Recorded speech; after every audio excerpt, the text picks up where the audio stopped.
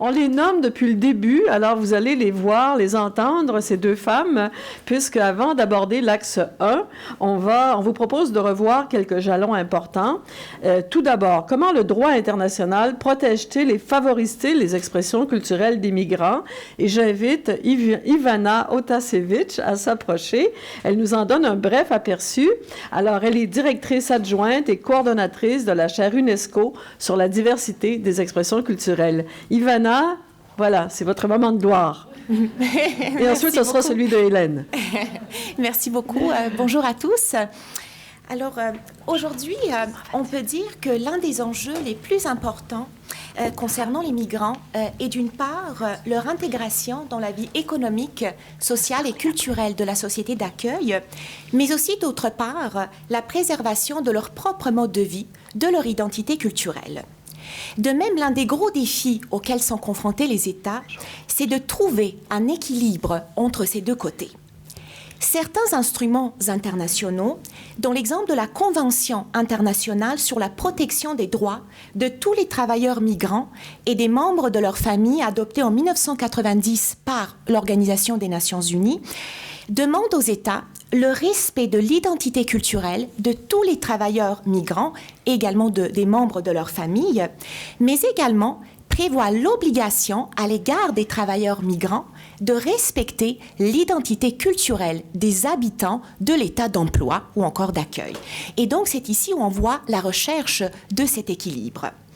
Il est également important de préciser que l'identité culturelle des migrants ne peut être protégée que si les droits et les libertés fondamentaux de la personne sont garantis.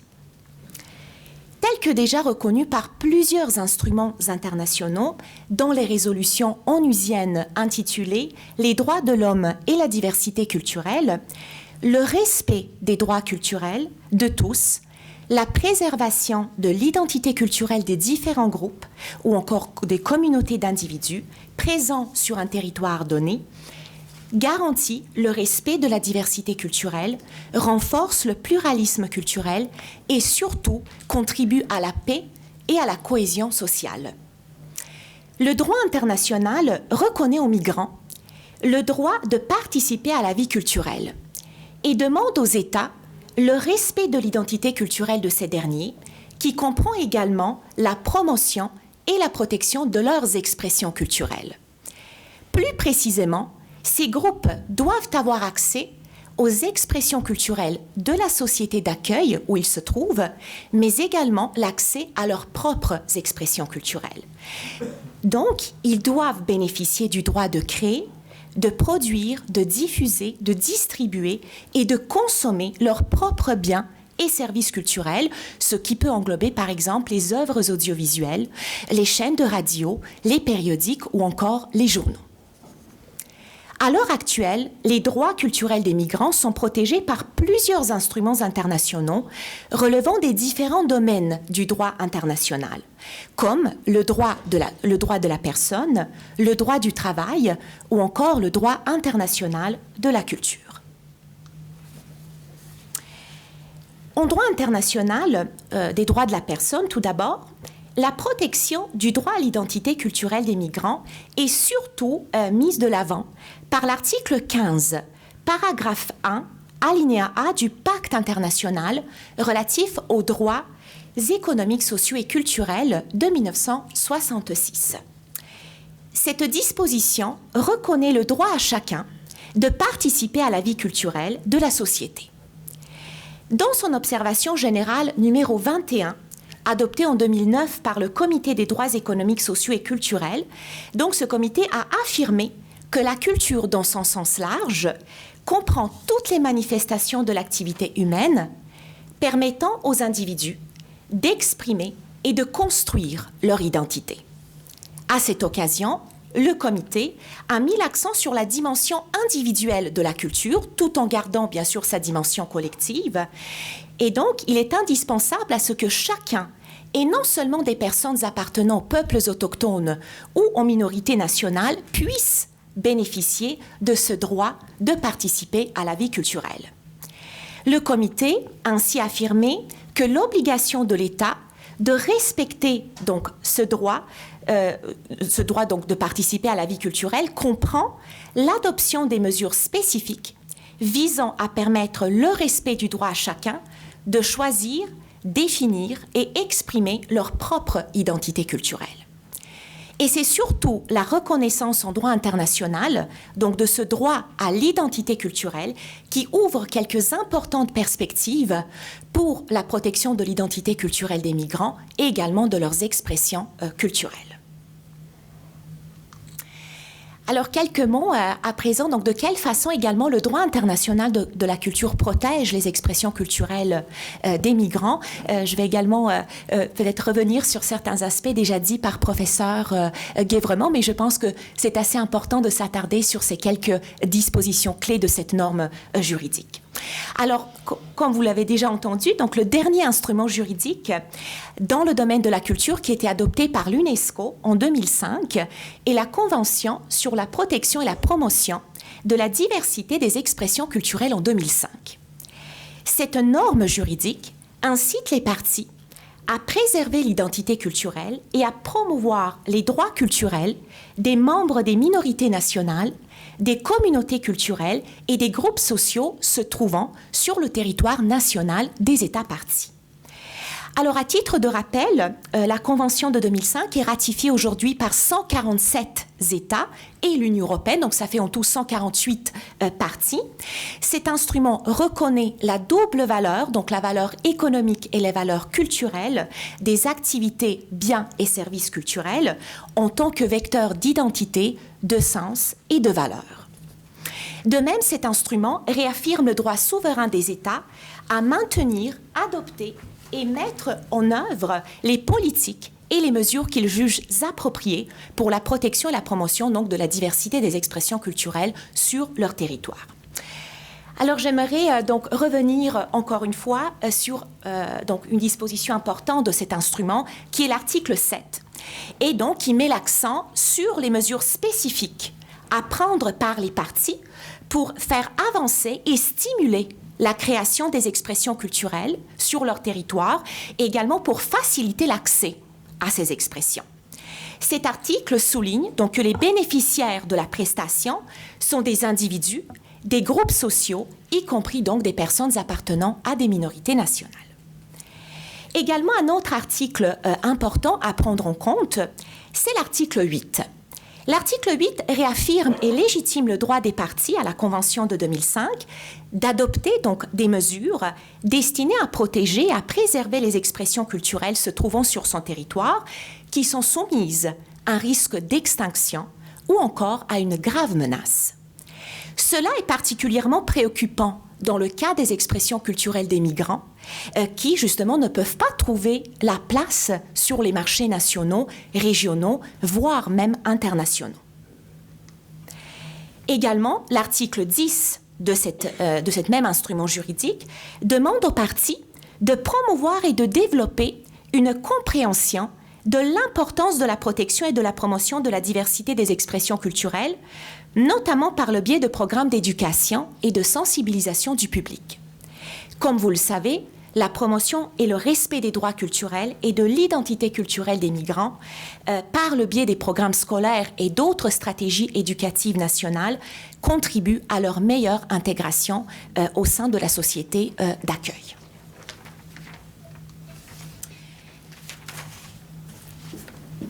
Comme on est tous témoins, donc aujourd'hui, donc les nouvelles technologies, la communication sur le web ont révolutionné la façon dont les biens et les services culturels sont produits, distribués et consommés, surtout donc avec l'émergence d'une nouvelle génération donc d'appareils multimédia connectés.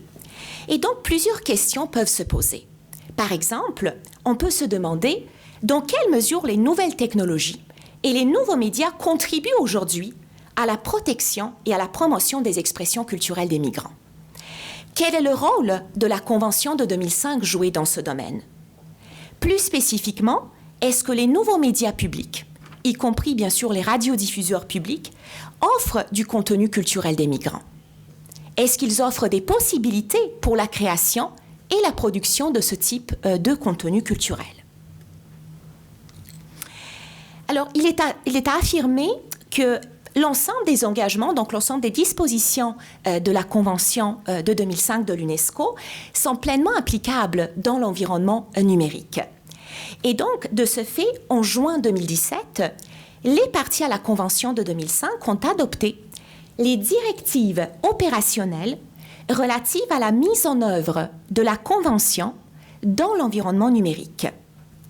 Alors, ces directives, tout d'abord, souhaitent donc réaffirmer le droit souverain des États d'adopter des mesures, des politiques visant donc la protection de la diversité des expressions se trouvant sur leur territoire, mais dans l'environnement numérique. Et également, ils souhaitent promouvoir un accès équitable et un échange équilibré des biens et services culturels dans l'environnement numérique. Lorsqu'on lit ces directives, on constate que plusieurs d'entre elles, d'une manière directe ou indirecte, concernent ou peuvent concerner les expressions culturelles des migrants. Par exemple, on peut lire que les parties devront viser à adopter des politiques et mesures de protection et de promotion de la diversité des expressions culturelles dans l'environnement numérique, en accordant toute l'attention voulue à la situation particulière et aux besoins des divers groupes sociaux. Alors, par le terme ici, les groupes sociaux, on peut également inclure les migrants.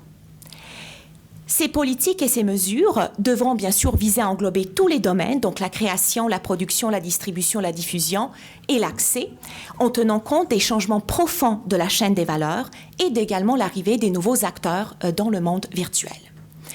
Alors, comme ces directives ont été adoptées en 2017, donc c'est quand même assez récent, c'est surtout la pratique donc des États, des parties à la Convention de 2005, qui va montrer donc jusqu'à quel point donc il y a vraiment une mise en œuvre efficace et effective de ces directives.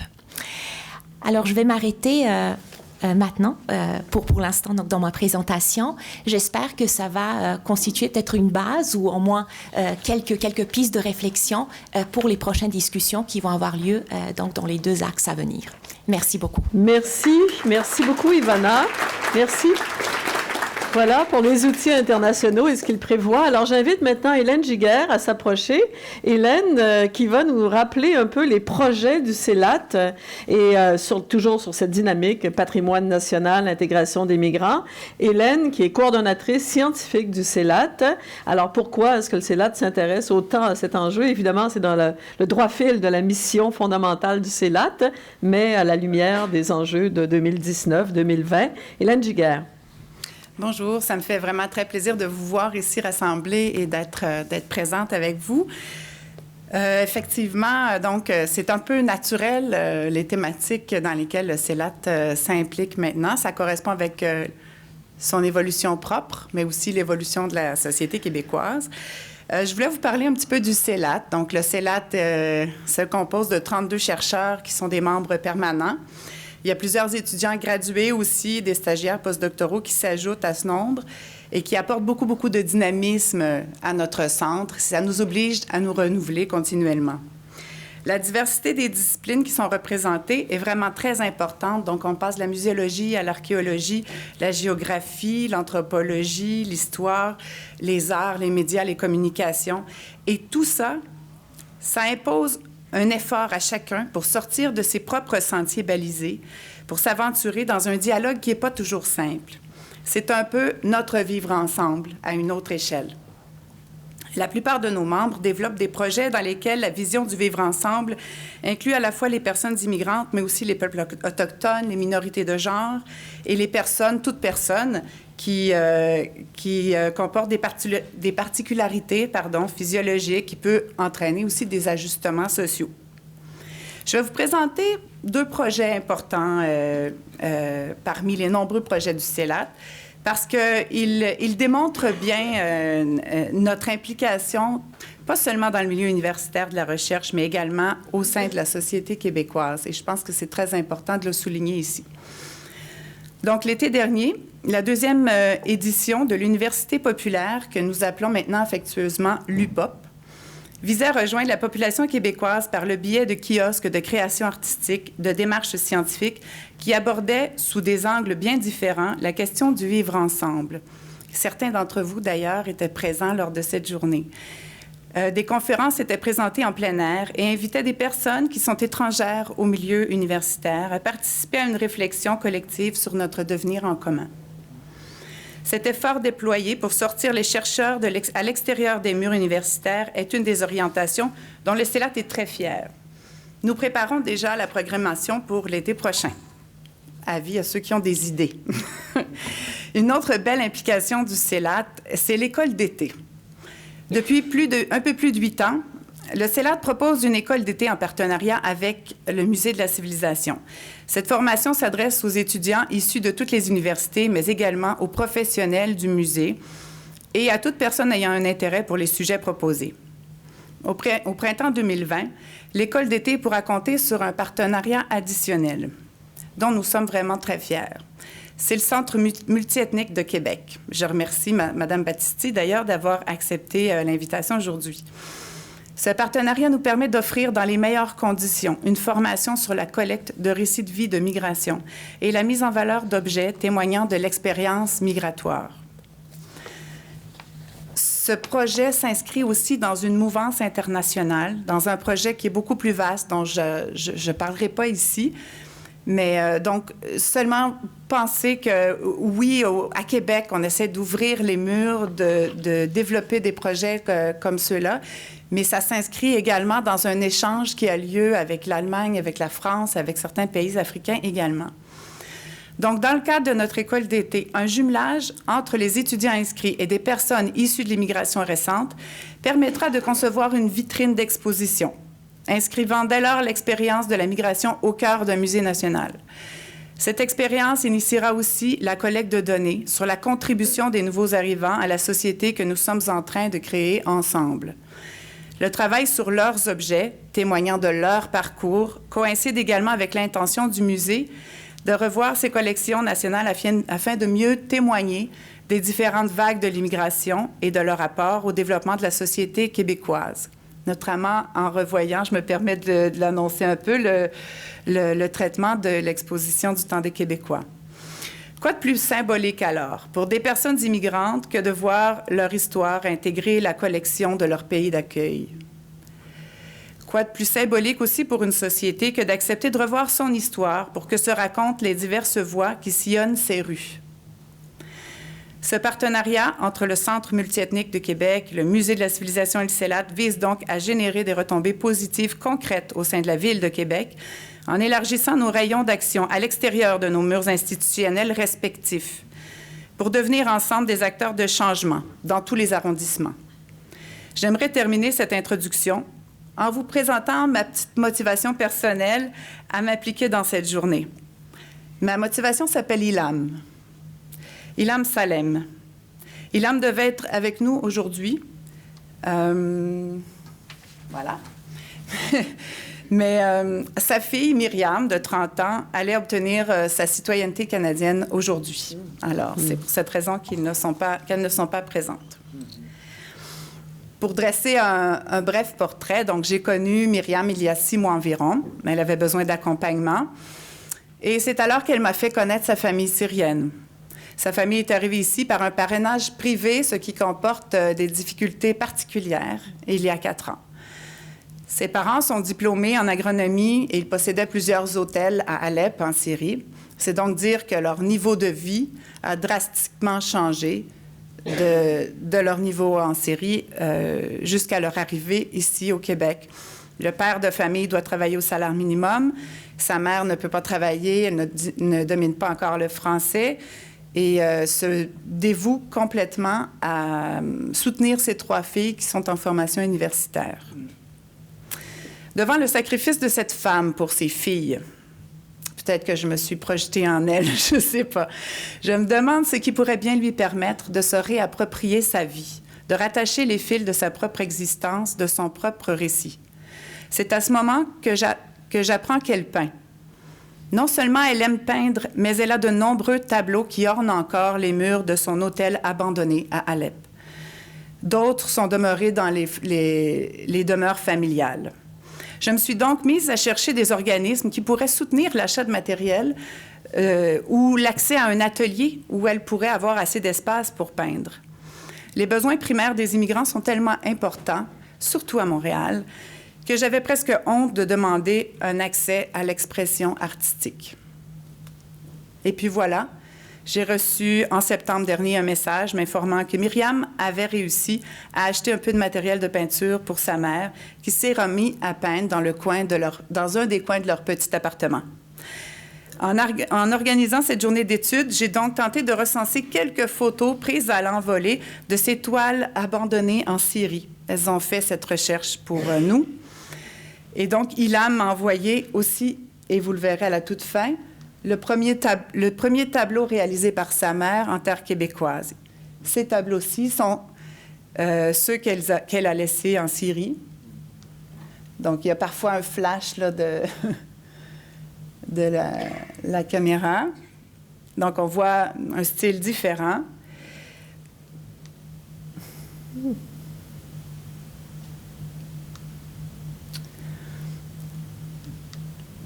Et voilà sa première œuvre, née au Québec. C'est un paysage du Québec qu'elle intitule « The Beauty of Nature ». Et quand j'ai vu ça, j'avoue que j'ai été très surprise, car j'ai réalisé qu'il n'y avait qu'une orientale qui pouvait peindre le Québec de cette façon, avec autant de finesse, avec autant de reflets, autant de couleurs dans ce blanc. Je trouvais donc que cette journée était le moment parfait pour faire connaître son travail, mais surtout l'importance de faciliter l'accès à l'art, que ce soit dans un but de développement personnel ou professionnel. Le regard dont Ilham nous fait le cadeau en peignant nos paysages est né de sa propre trajectoire migratoire. Elle attache lentement ses fils entre son ailleurs et son ici. C'est pour elle et bien d'autres comme elle que le fruit de notre rencontre aujourd'hui est importante. Je vous souhaite de fructueux échanges et je vous souhaite aussi de vous rappeler que ce dont nous parlons aujourd'hui, ce sont de personnes comme Ilham et comme bien d'autres. Merci. Merci.